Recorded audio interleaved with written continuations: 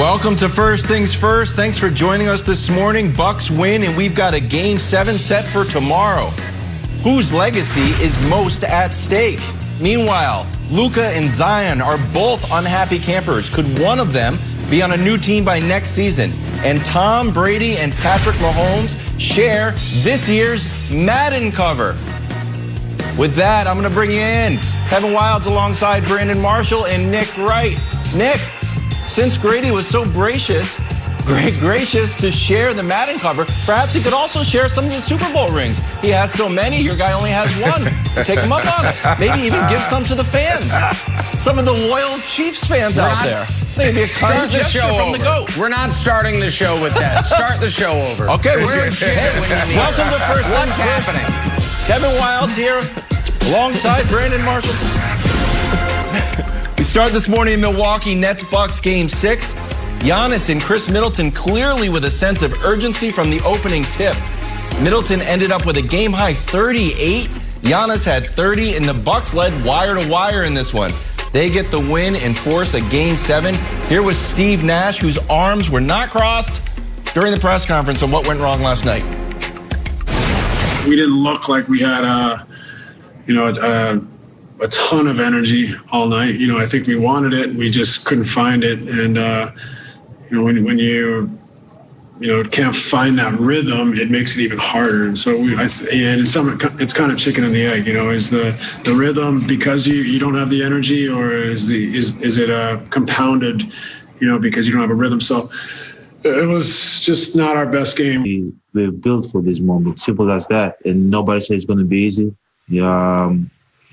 Might be hard, but we are capable of doing it, So everybody had a great mindset, and everybody, came to play, came to compete. And that's all I can ask, for my team. And hopefully we can do that in Game 7 and win the game. Nick, was Game 6 more of a dud from Brooklyn or just great execution from Milwaukee? Sorry, I'm a little distracted by Giannis's hands. I feel like he should do every press conference with his hands in front of his face. What the hell is this? That's why he's called the Greek Freak. He's got 12-inch fingers. All right, now to the answer. Listen, Brooklyn isn't just out of gas. They ran out of gas a few miles ago. Kevin Durant admirably pushed the car trying to get it to the highway exit, but now he's heaving, passed out on the side of the road. I didn't think Milwaukee played great last night, Brandon. I thought Middleton played great. I thought Giannis played pretty well. And I thought Brooklyn looked so exhausted and so spent. And you have to be the generic you and actually also the specific Brandon Marshall, I think, concerned that what are they going to have left in the tank for a Game 7? Right. They'd have been, Milwaukee led wire to wire, Brandon, but it was, Brooklyn was always, you felt like maybe they could get there, and they cut it to 5 in the fourth quarter. And because of that, Nash played KD and Harden once again, almost the entire game until he waved the white flag with at the 4-minute mark. So I think this was more about Brooklyn having emptied the chamber in Game 5, and now we'll see what they have for Game 7, because they looked like they were on dead legs last night. Yeah, the Bucks again shooting 21% from 3. They struggled in different areas, but you hit it on the head. Middleton was absolutely phenomenal. This dude looked like KD. The Nets, man, that was brutal to watch. I'm not going to lie to you. Watching that game, you just knew at any minute or any moment that team was going to take off. The Bucks taking off from the Nets. You had KD who did his job. Like, he didn't go over and beyond. He didn't overcompensate like he did the game before, but he did his job. He kept them in that game. James Harden actually contributed a little bit more, but James Harden need to get hot from 3. Obviously, he can't move the way he used to move because of that hamstring. He doesn't have that burst wilds, but he has to get hot from three. He's creating space out there on the perimeter, and he just has to hit these shots.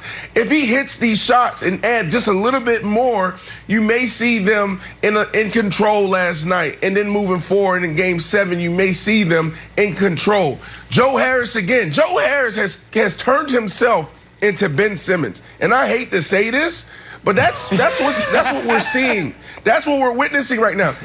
Joe is now 22 or missed 22 shots from three. His last 27 shots from he missed 22 of his last 27 shots from the three-point line. That is a problem. Joe, come on, man. You need to step up. And you need to help out. You need to contribute. That is embarrassing. Yeah. When you're Joe Harris, you got to do a little bit more. You literally led the NBA in three-point percentage, and now you're just disappearing. Yeah.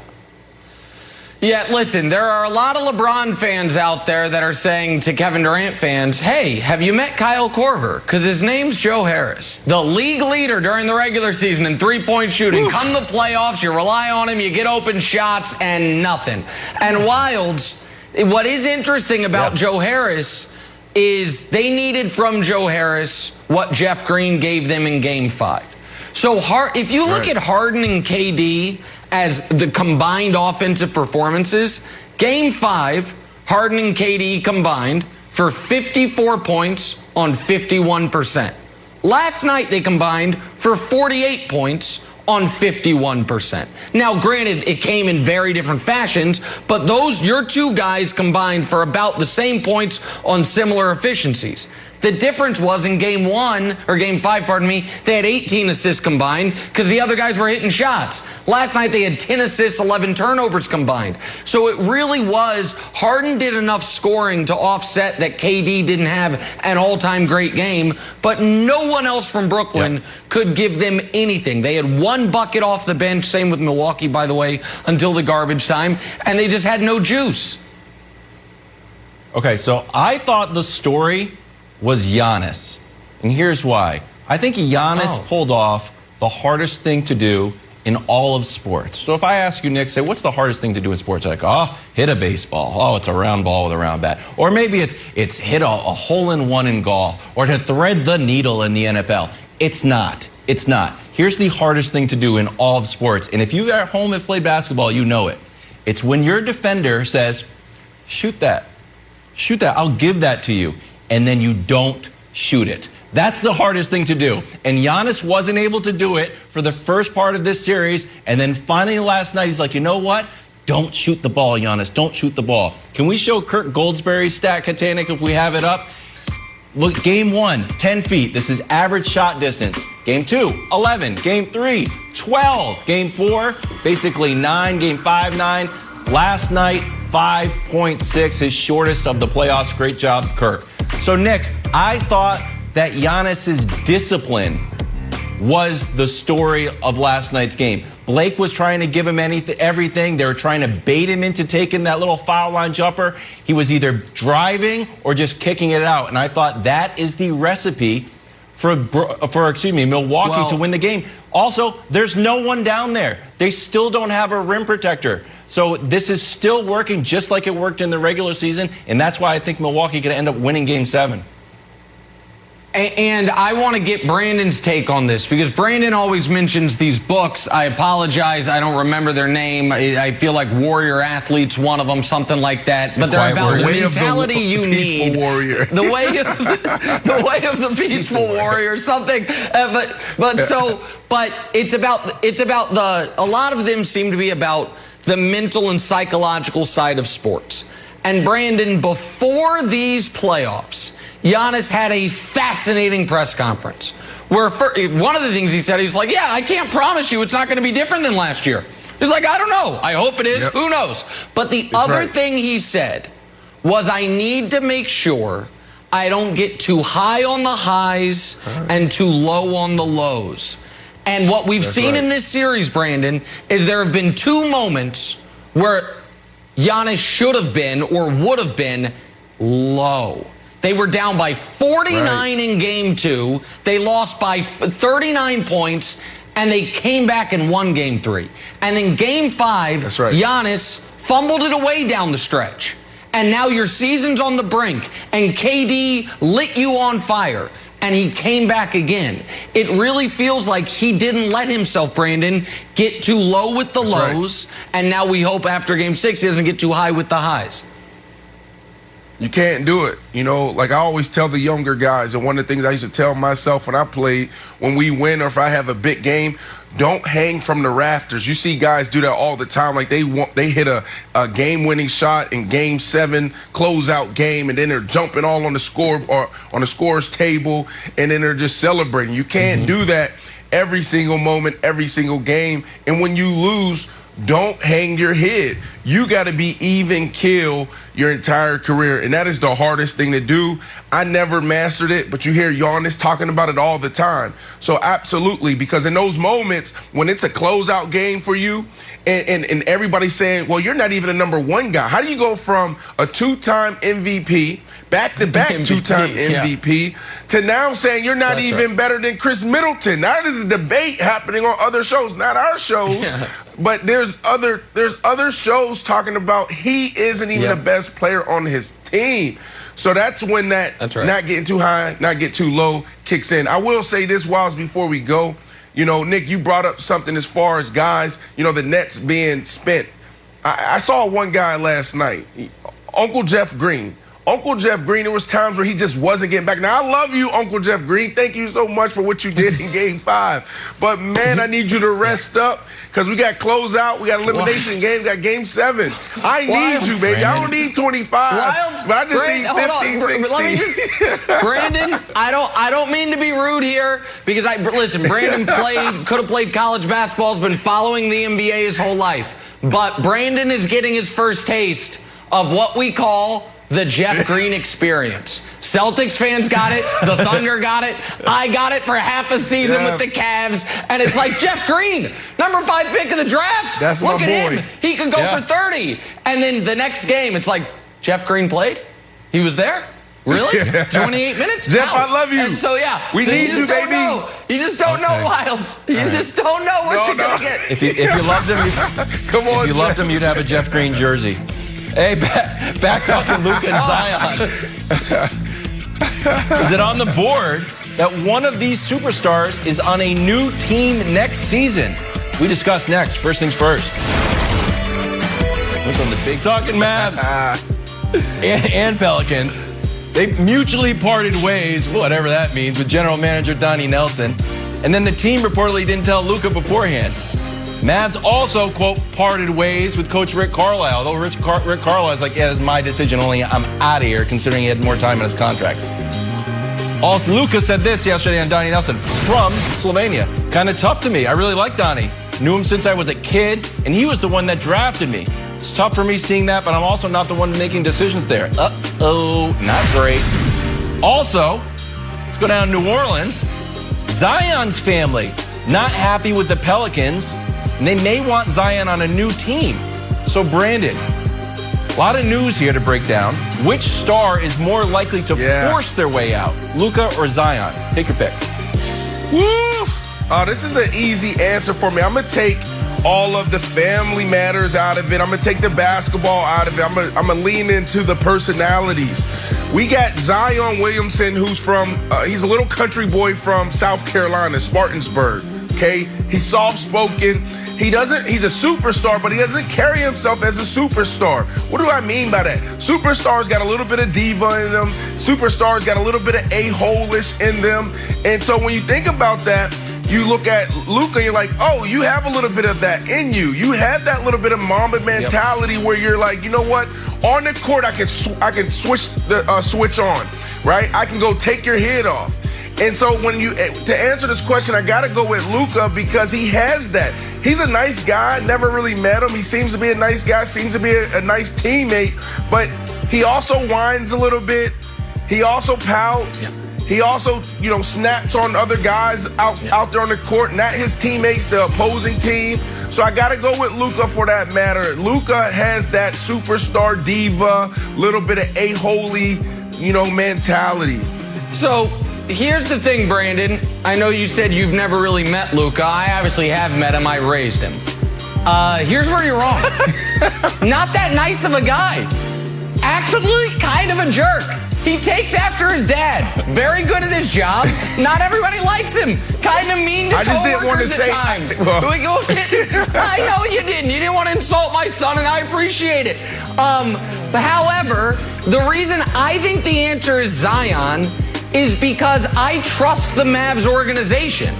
I don't trust the Pelicans organization. Right. And the Pelicans just hired Stan Van Gundy. And it's like, nope, that didn't work. And with respect to Stan Van, who everybody adores, you know how I knew it wouldn't work? I watched Detroit. It's like, oh, no, not gonna work. So I just think the Mavs have a longer track record of stability. I think Cuban's a good owner. I think the front office they have left are very smart people. I know Luka's upset. Listen, Donnie Nelson was in Spain scouting Luka when he was 14 years old. So I understand the affection there. But Luka also not unhappy they got rid of Carlisle. So I think it's probably, about even for Luka. And I think Zion, it's just tough for New Orleans unless they start contending immediately. It's a small market. It's always going to be tough to get free agents there. So if it's one of the two Wilds, I think it's Zion. Yeah, so I think it's Luka by a hair, Nick, and here's why. Just on this news right here. New Orleans just needs a coach. And to steal one of Mangini's favorite phrases, if they get the right coach, let's say Chauncey could go in and be a force multiplier and change everything and be cool. What just happened in Dallas?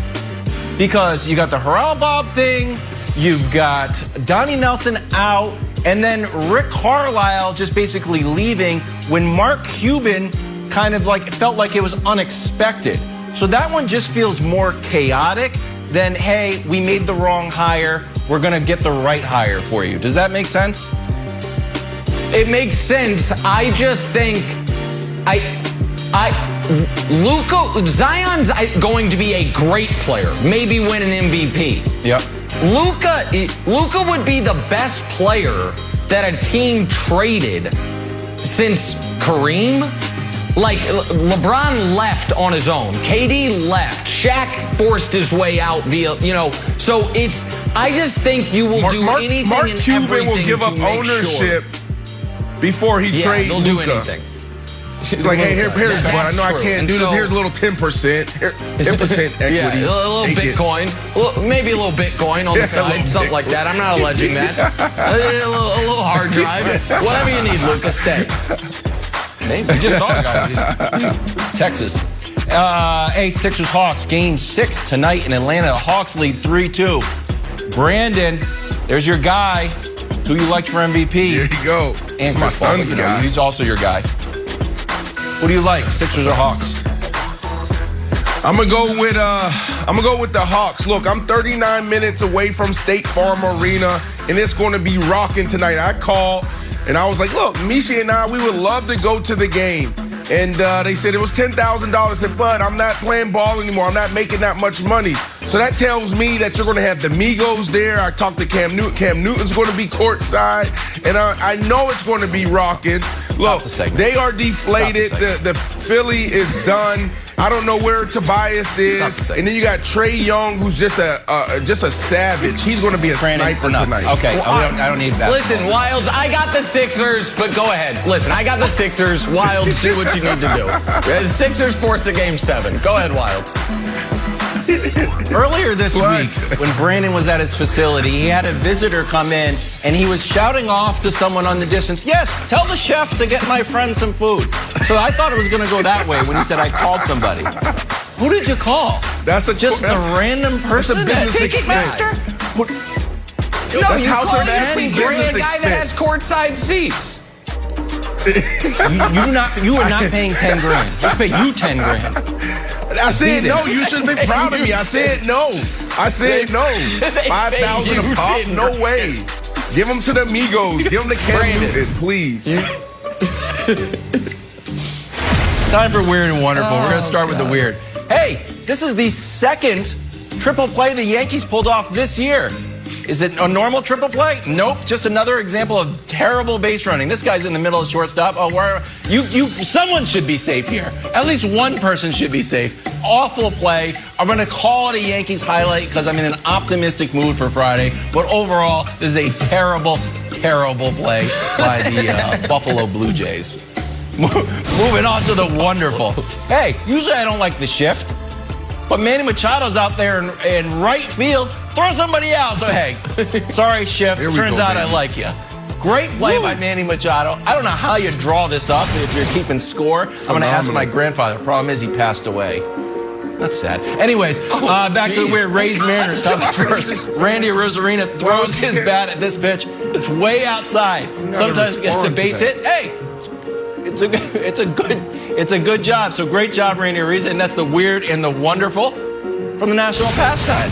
I like to take you up, I take you down. It's a roller coaster when I'm hosting. Hey, back talking Giannis. Will his legacy be on the line tomorrow night in Game 7? Head to Brooklyn next. This is First Things First. Wilds migrant. Welcome back. Thanks for joining us. Back talking Nets Bucks. Giannis and Milwaukee dominated last night, Game 6. Greek Freak tacked the rim, finished with 30 points, 17 rebounds. Bucks led from start to finish to win and force a Game 7 tomorrow night in Brooklyn. Nick, what do you think's on the line for Giannis tomorrow?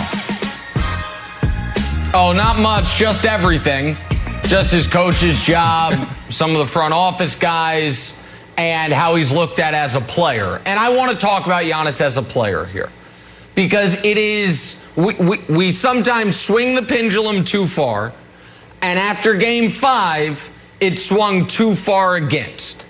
And it speaks to how good he is that last night he had 30 points and 17 rebounds in a must-win game on 60% shooting, and I don't think anyone thinks he played great. They're like, oh yeah, Giannis played very well. Played pretty good. He had 30 and 17 in the biggest game of his career. And we're like, yeah, that's about what we thought he would do. But he wasn't, a signature moment. But here is what Giannis can gain with a victory on Saturday. Because you look at the East, Philly is down in the series, limping literally and metaphorically. And with respect to the Hawks, I don't think anybody thinks the Hawks can match up with Milwaukee's size. And out west, who knows what the hell's going to happen? Is Kawhi done for the year? Is he going to be back in a couple days? Is Utah going to win? What's going on with Chris Paul and the COVID protocol? Milwaukee, if they win Saturday, I think you could credibly say become the favorites to win the championship. And Wilds, there are a lot of great players who, en route to their first championship, their toughest test was not the championship. For Michael, it was Detroit. They beat him a bunch of times and then finally dispatched them, and then the finals was a walkover against Portland. For Shaq and Kobe, it was Portland. It was that 7-game war against Portland for their first title, and then it was a walkover in the finals. For LeBron, it wasn't the Thunder, who they beat in 5. It was Boston, who they were down 3-2 against, and then LeBron played the finest game of his career and then a damn good Game 7. So for Giannis, if you win Saturday and it's like, oh, you beat the defending Eastern Conference champions who had annihilated you last year in round 1. You then took KD's best shot. Harden came back and you beat them in round 2. Maybe you play Embiid, maybe you play Trae Young in round 3. There is all of that there for the taking. And then Brandon, if they lose, he's going to be on almost assuredly another new head coach. They're going to try to retweak the roster, and they're going to say, we hope next year's different. So everything's on the line for him. Yeah, but I'll be honest with you, Nick. Them moving forward, them advancing, for me, won't be respected. I mean, you saw who they were in Games 1 and Games 2 when the Nets were semi-loaded. They didn't have James Harden. James Harden played 40 seconds in this series before he came back when he wasn't supposed to. And they got ran off the court. So when you look at that, I can't respect it. And unless we got the Hawks wrong, then I can't even respect that. The Hawks are playing great ball. But nobody picked the Hawks to be a contender this year. So they go on, they beat the Hawks, and then you got Philly. Philly, you got Ben Simmons and Tobias averaging 5 points in the last couple games. I can't respect it. Now, here's the deal. What's on the line, the narrative that 2 years ago that you could potentially be the best player.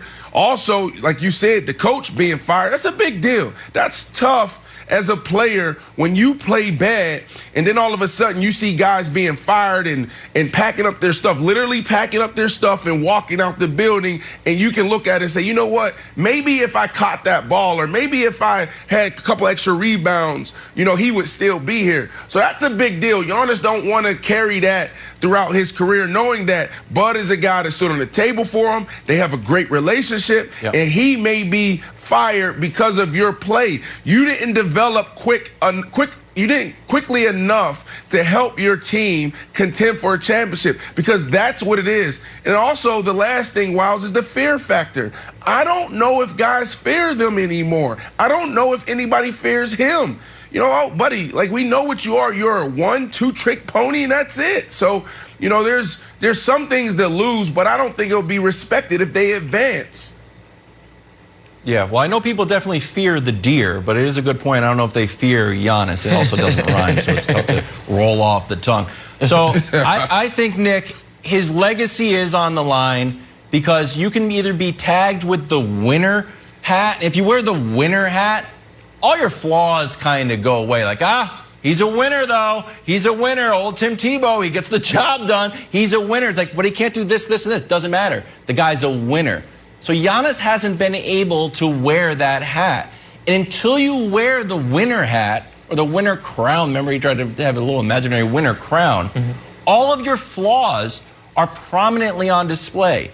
The lack of outside shooting, the fact that you can't go to him at the end of the games, the fact that you don't really have a post game, the fact that you can't shoot free throws, the fact that you're on the free throw line for too long, that all kind of falls by the wayside. It's like, but you know what?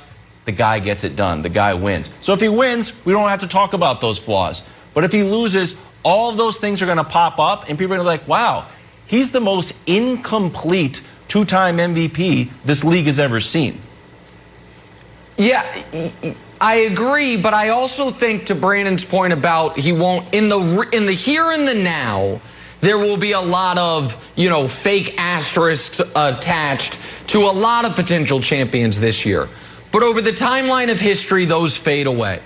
And, the guy who I say is one of the most underrated players of all time, Moses Malone. He's a 3-time MVP who by the way, did not have a complete game, was just a physical monster.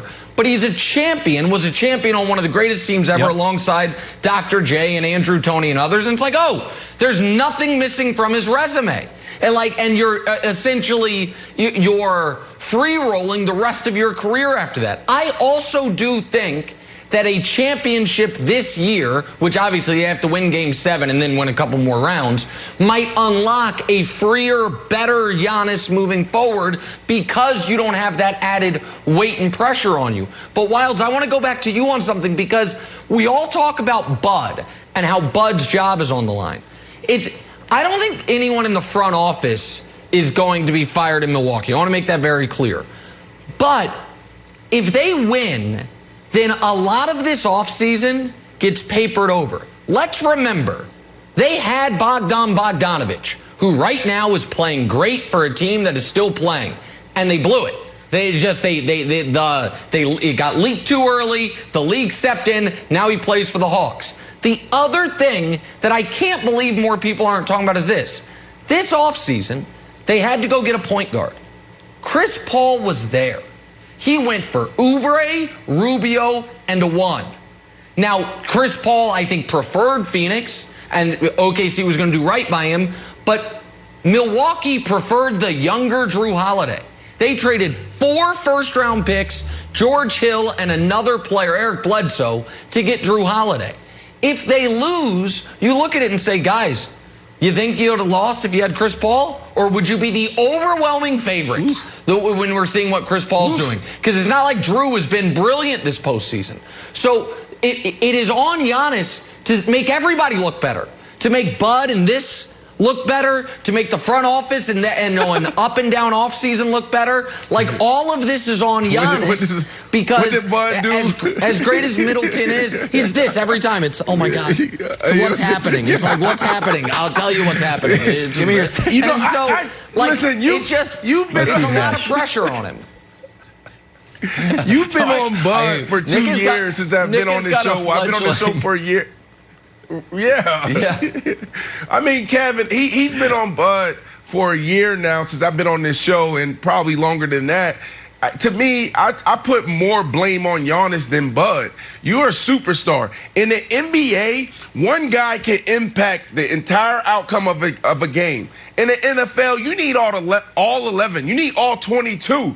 You've seen superstars do it before. Hell, we just seen it, Game 5, KD? KD didn't have help from Joe Harris. Now, yeah, Jeff Green stepped up and had a monster game. Right. But you had KD go for 49 points with that type of team, banged up, James Harden out there on one leg, and they win. So when I look at the NBA in situations like this, yes, you got Bud that could have done some different things, changed things up. But, man, I put more on Giannis than I do Bud, Kev.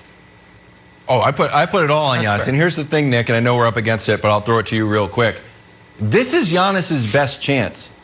This is like he thought he could beat the big three. Right now, you've got a big one and like another one with one hamstring. So one and a quarter. One and a quarter, yes.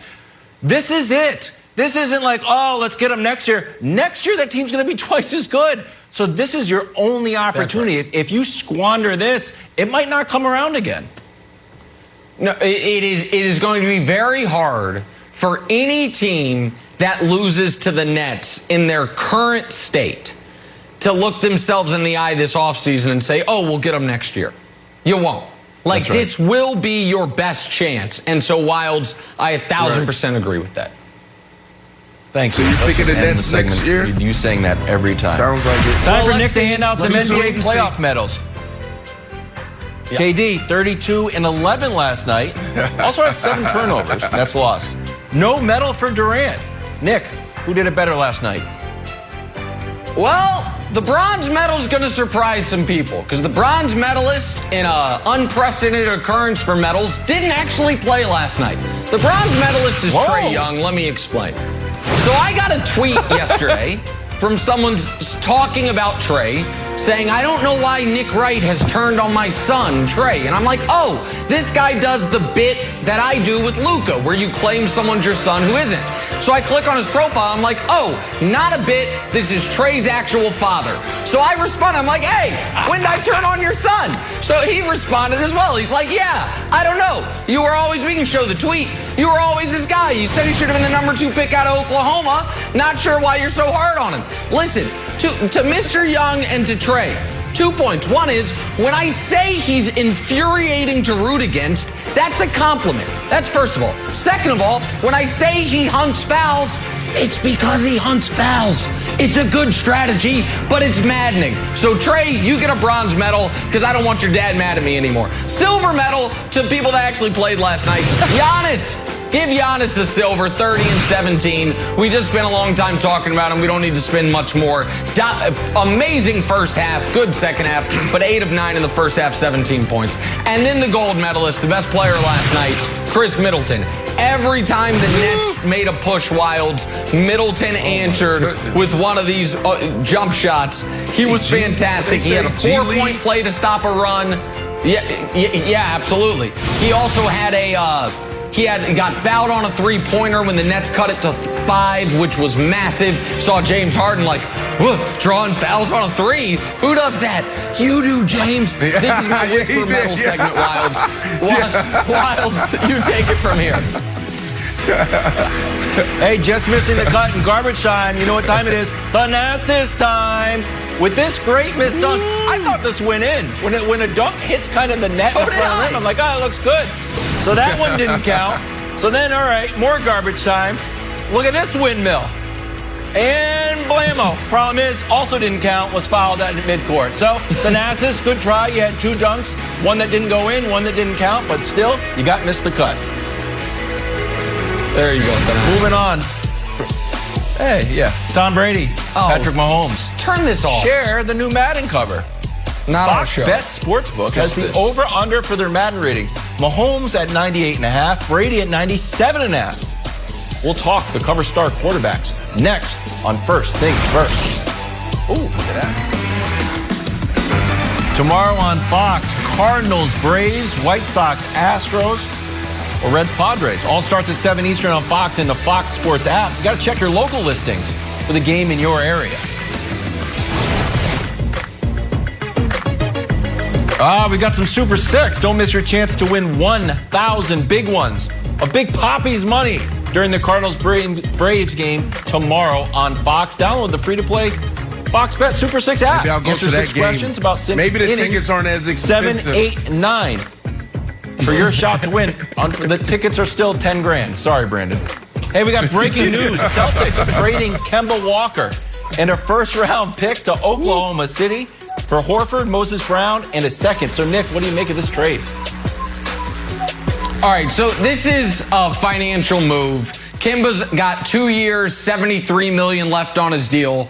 Horford has 2 years left on his deal as well, but the last year's only partially guaranteed. So Horford, it's 2 years, $41 million. So the Celtics save about $32 million. A lot of that against the cap, obviously. They sacrifice a first-round pick to do it. Kemba won't be in Oklahoma City for long. They will move on. You know, Presti will figure something out in Presti's ongoing quest to one day have every first-round pick of a draft. He now has 3 in this draft. They have like 38 picks over the next 5 drafts. They'll move Kemba for another pick or at least something, or second-round pick something. What it means for the Celtics, Wilds, your team, is this is the new GM, Brad Stevens, trying to undo some of the mess the old GM, Danny Ainge, left him. So I think that it's unfortunate for Kemba, and Brandon, That's you tough. can talk about this. His body's not right. Kimba's not a bad player. Yeah. But he's paid so much with a bad knee that they got to move on. Well, I feel like in Beantown, this is bittersweet because this was supposed to work out. Kemba in Charlotte was phenomenal. They make this move, and now you're talking about you could potentially have a big 3, Brown, Tatum, and Kemba, and that knee just derailed the whole operation that they tried to create with those 3 guys. But I actually liked it when they made this move 2 years ago. So I feel like it's a bittersweet moment in Beantown, Wilds, because this was supposed to work out. Yeah, I like Kemba. He's a UConn guy. I'm from Connecticut, so I have like fond memories of Kemba, and I hope he continues to heal up and have a great career. I want to kind of connect this to the Patriots, Nick, because we saw the Patriots come out of a disappointing season, and once free agency opened up, they started making moves aggressively. And in the last week, we've seen a lot of coaches being moved. We've seen a lot of executive transactions, but this is the first player movement we've seen.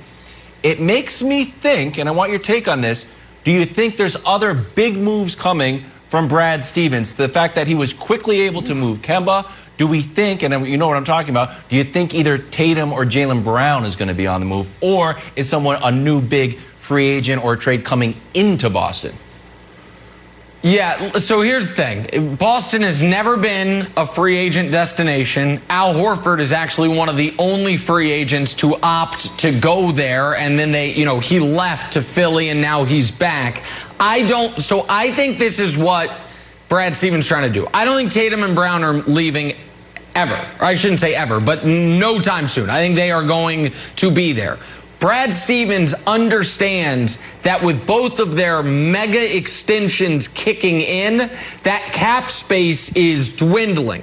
And so your flexibility is dwindling. So going from Kemba's salary to a lower Horford salary next year and then a far lower partial guarantee the following year gives you some flexibility. Wilds, the guy who could be moved is Marcus Smart. He's on a good contract. He's valuable. That's the move that I would think Boston might make. But Tatum and Brown are not going anywhere. I know you love Marcus Smart, but Tatum and Brown are going to be there, and the heart and soul build around it. Then what are you going to do? You need the toughness. You need that guy in the locker room. Dame Lillard can take care of the toughness of the team. So Dame can really be the heart of the Celtics. Marcus so fire Smart. up your Dame Lillard Celtics jersey. Well, I'm just saying, Marcus Smart, just, put a call in. Hey, all right, we're going to talk Game 7. Time for stories to start your morning. Sponsored by here we Ram Trucks, go. built to serve. Giannis in Milwaukee. This guy's confident now. His confidence has grown throughout the show. It's been a good ride. Giannis in Milwaukee led wire to wire last night in Game 6. They had to win, of course, in Game 7, and they did for Brooklyn. They got 32 from KD, but Harden still not 100%. Still no Kyrie, obviously. So, Nick, what will be the biggest key to tomorrow's Game 7? Listen, I think which team's complementary players are freaking out less. Listen, Game 7 is unlike anything else in sports. There have been a lot of parallels in this series to the 2018 conference finals in the East, Cavs, Celtics. We talked about how LeBron played 48. His second best player was Jeff Green. Then KD played 48 in Game 5. His second best player was Jeff Green. The final game, Dusty can fact check me on that. I think the final score of that Game 7 was 87-79 because nobody could hit shots because they were all so tight. So the question here is, Brandon, to me, twofold. One is, how many points, what's the minimum KD has to have for their team, for the Nets to win? You said you think he can score 35. Right. I think if he doesn't get to 40, they got no shot. The other question is this. Will Drew Holiday finally make shots? Will Pat Connaughton make some shots? Will Giannis keep the same approach? I think the Nets are out of gas, Brandon.